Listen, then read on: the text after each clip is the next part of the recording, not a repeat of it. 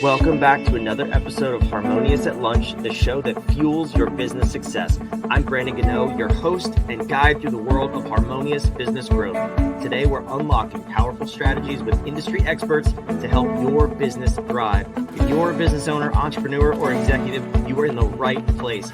Join me and our incredible guests today on the journey to clarity, growth, and success. It is time to revolutionize your approach to business.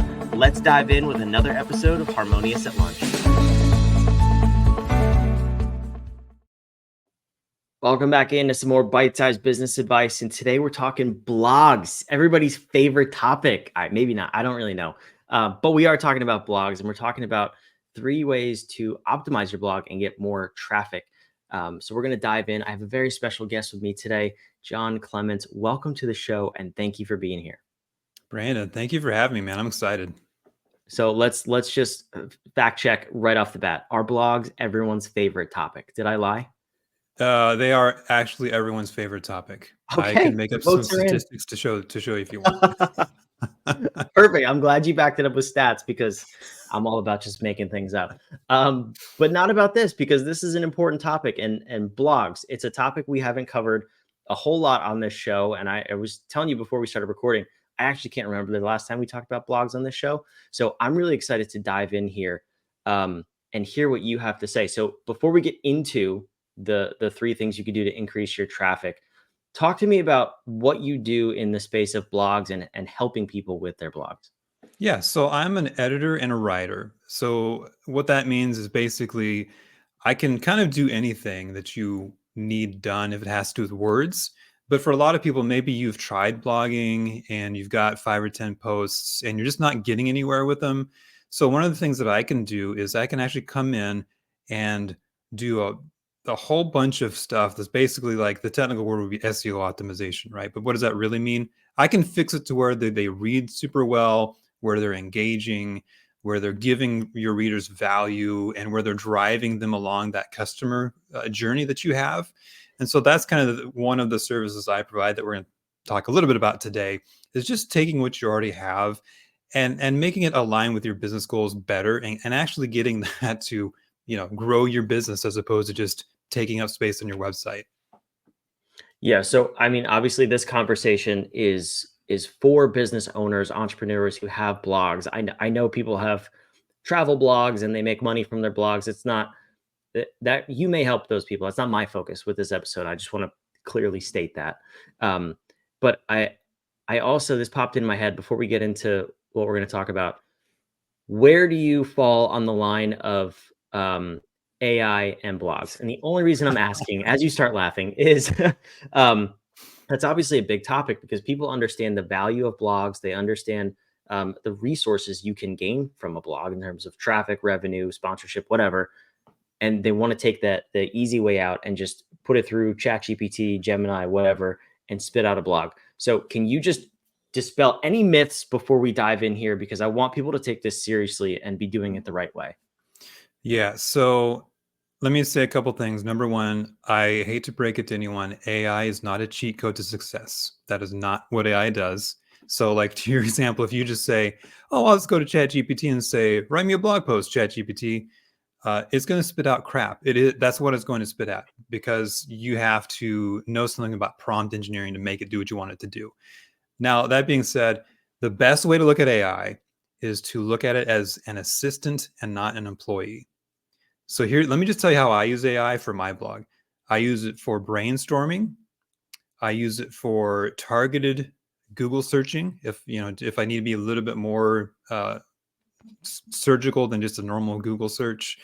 And those are kind of the 2 things I use it for, honestly, because the rest of it needs to come from me, because my blog is about my voice and my relationship with my readers. And if I just cheap out and just take the easy way out with AI, that's not going to happen. It's not going to resonate. It's just going to be words on a page. So by all means, use it for what it's good at, which is brainstorming and a few other things to help with research, get you unstuck if you're stuck on a point. But for the love of God, don't let it do your writing for you or your thinking for you. So that's my AI spiel in a nutshell. I love it. Oh man, there's so many people who have outsourced their thinking for years now. So please don't outsource it to AI. Use whatever sources you were using before. Okay, but let's dive in. Enough about those people because they're not listening to this show.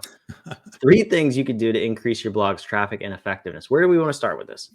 Yeah, and actually, as we get into this, I just want to let your listeners know as well that we're specifically speaking about blogs, but this works for social media posts as well. This works for your email newsletter. So don't just think this is only for blogs. This is really for any written content. We're just talking about blogs right now. So that's out there. I think we should start with the beginning, and that's if you want to have effective written content, if you want your blog to pop, you need to have a good introduction. So think about the first sentence or the first paragraph of your most recent blog post. Is it engaging? Does it catch the reader's attention? Does it hook them in some way that makes them want to continue reading? If it doesn't, then you need to go rewrite that, because otherwise you're just going to get lost in a sea of mediocrity, and then we're just going to go right on to the next thing. So like the number one tip, if you want to grab anything from this episode, look at your introductions. Do they hook the reader? And so the next question is, how do you hook a reader? And there's a couple ways. There's 1,000 ways you can do it. A couple ways I like to do. Number one, you can use a statistic. Just make sure they're not made up, right? Like I said, make sure they're a real statistic. Enlighten your customer, your reader in some way. Use a provocative statement. So, like if you're writing a blog about AI, say, "Don't use AI if you want to get results."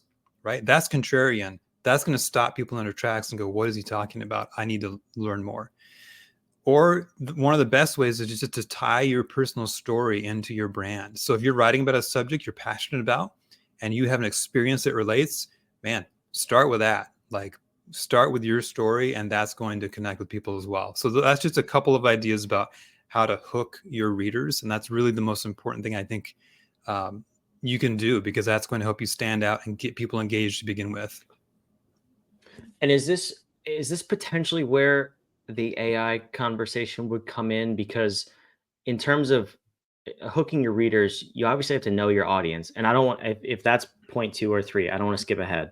But to do that audience research and really understand what's going to interest them, what's going to engage them, because I guess there's two sides, right? It's what's going to interest the audience, and then what interests you as the writer, the business owner, whatever. You could find a topic very, very interesting and write all day about it. But if your audience, your customers could care less, I mean, it doesn't matter how interesting it is, right? So how do we really find content that's going to interest our audience and that we can write about in an engaging way? Yeah, man, what a great question. I think personally for me, like that's really why I got into the business that I got into, is because I'm passionate about editing. I'm passionate about the English language, and I'm reaching out to people who know that there's value in that and want to learn more about that. So for me personally, like that's why I got into business to begin with. But I think for business owners in general, I think it's all about growing an audience that is passionate about those things too, because really, like that's who you're selling to.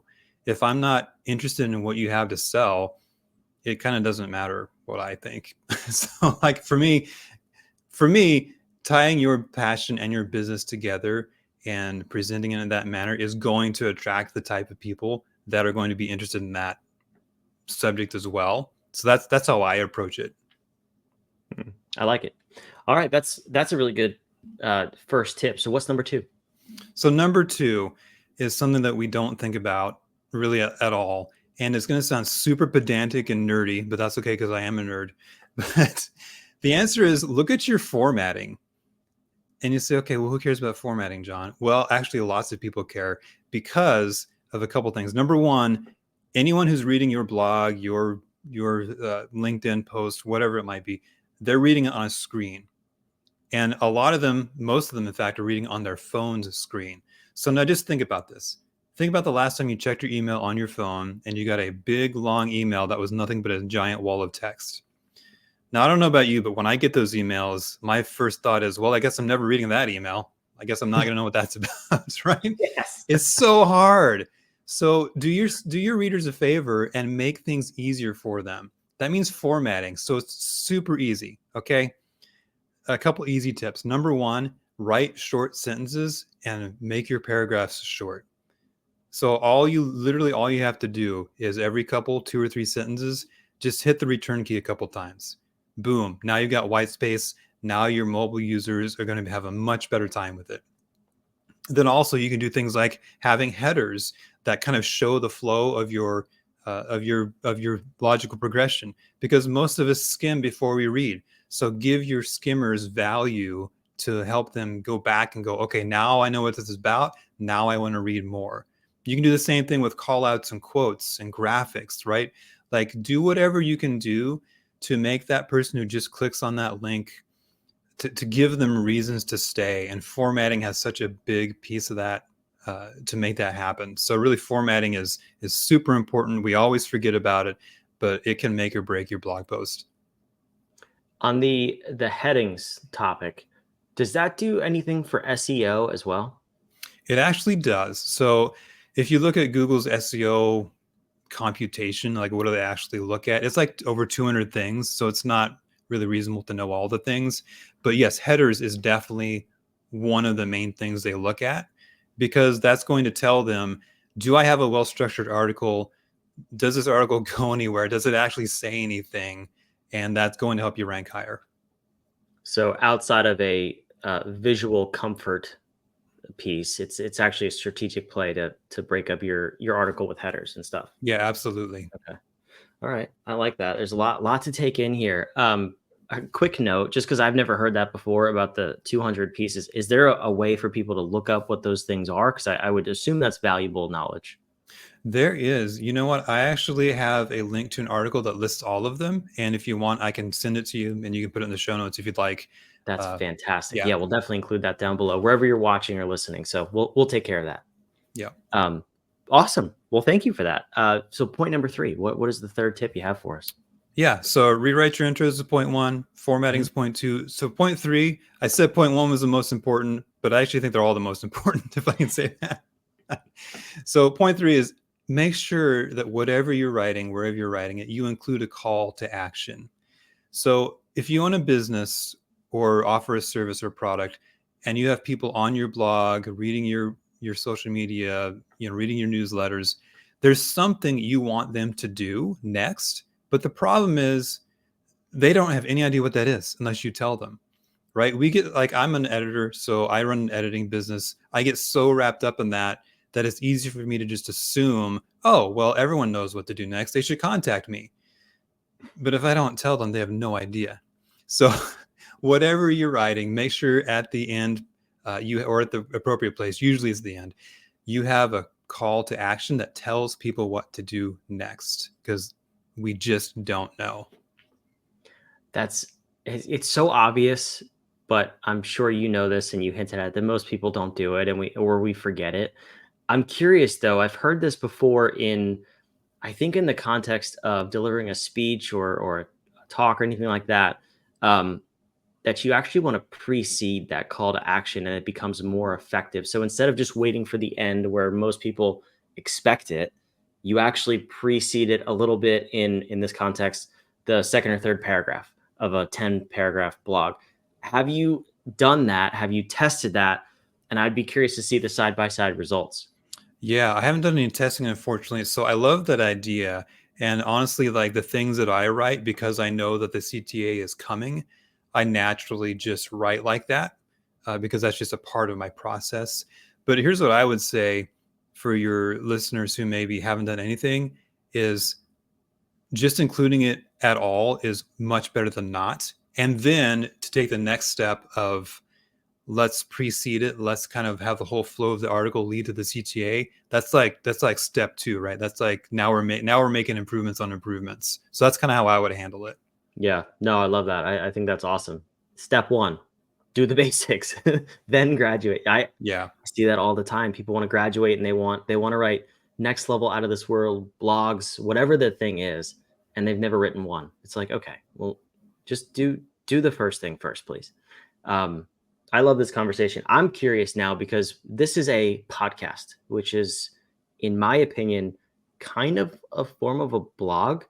How do you see people crossing over that that wall, if you will, and turning podcasts into blogs, turning blogs into podcasts, because both are valuable from an SEO and a branding perspective. How do you navigate that? Yeah, so that's one of the things that I love the most about having a blog is I can, and I actually have done this. I can take any blog post that I wrote and I can turn it into a YouTube video. I can turn it into a newsletter. I could turn it into a blog or a podcast episode if I wanted to.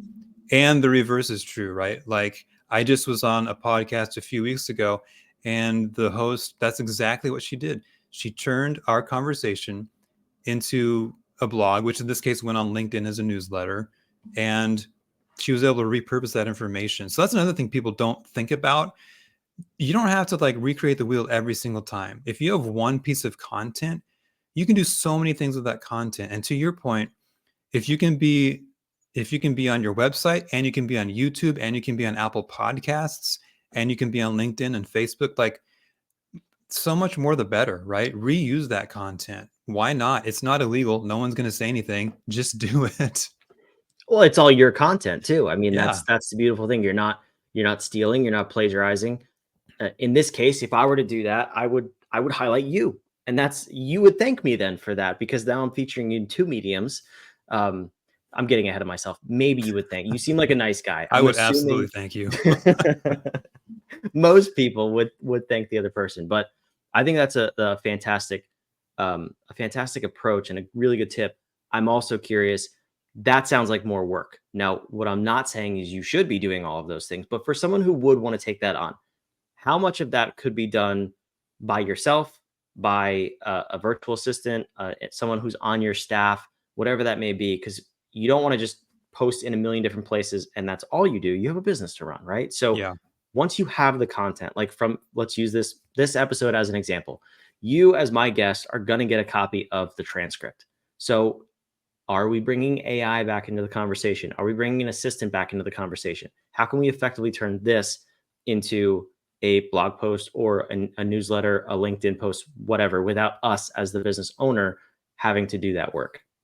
Yeah, I mean AI could potentially help you in that situation. Now, if you do use AI, obviously, I mean, please go back and make sure you read through that and edit it before you post it, right? But it could get you the bare bones of what you need. So again, AI is your assistant, so use it as such. I also have a VA, so yeah, I use my virtual assistant to help me make video shorts that can go on Instagram, for example. So yeah, if you have that asset, perfect. I'm a little picky about the written content that I put out because of my job. So I tend to do it myself, but I also enjoy it, right? So you have to decide that for you. But, reaching out to, like I run an editing and writing agency, reaching out to an agency like mine, like we could do that work for you too. So there's a lot of avenues you can go. But I think, like, to answer your question, the best advice I can give is to not do everything at once, like we talked about, right? So have a plan, have some short-term goals, some midterm and some long-term goals, and then just work the plan, right?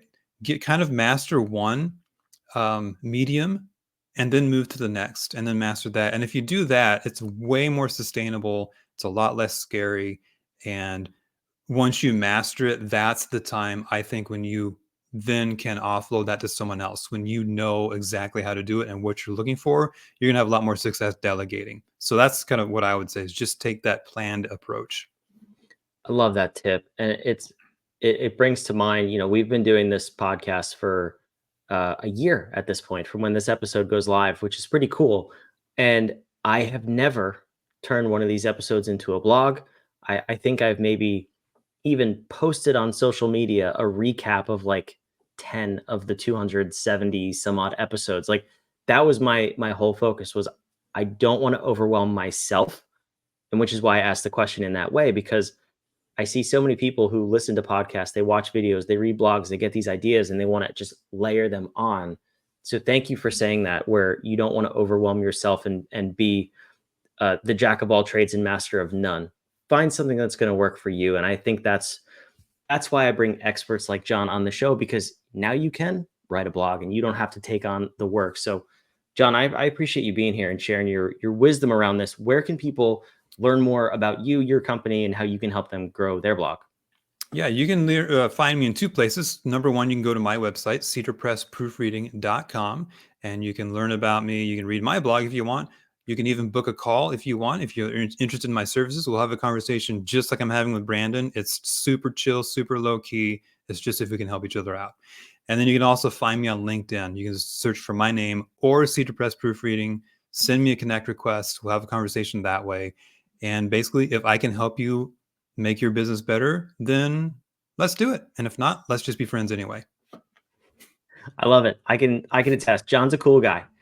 So you should be friends with him, and maybe you should have him help you grow your business too. But that was a great call to action. I wonder if you said like 5 minutes ago that people should reach out and book a call with you on your website. Maybe you did. Anyway, if anyone caught that and was listening close, I love it, John. I love to end these episodes though with one final question, and it's actually a question from you to the listeners. So we're talking about blogs. We're talking about how to increase your traffic and effectiveness. For someone who has a blog and they want to take it to the next level, they want to increase their traffic and effectiveness and grow their business because of it. What would be a question they can ask themselves so they can get either a better direction, better guidance from someone like yourself, or just optimize the way they're currently doing what they're doing? What do you have for them? Oh man, that what a wonderful question. I don't think anyone's ever asked me that before. I'm trying to narrow it down to one thing because I have like 30 things in my in my You brain. think of more after this? We'll put them in the show notes down All below. right, cool. I think for me with a blog, let's just put it this way. Am I treating my blog in a way that fosters my relationship with my readers and my customers? I I'll like just that leave with question. that. That's a great question. And remember what John said earlier. Yes, the word blog was used, but email, social media, there's so many other mediums that we can apply this stuff to. So ask yourself that question. I like it. John, thank you so much for being here. Man, thanks for having me. For those of you watching and listening, wherever you are, down below is all of the links, everything John talked about. If he thinks of more questions after I stop recording, they will also be down there below. But make sure you go subscribe. We love putting these episodes out every single day of the week so that we can help you build a more harmonious business and life. We'll see you on tomorrow's episode of Harmonious at Lunch.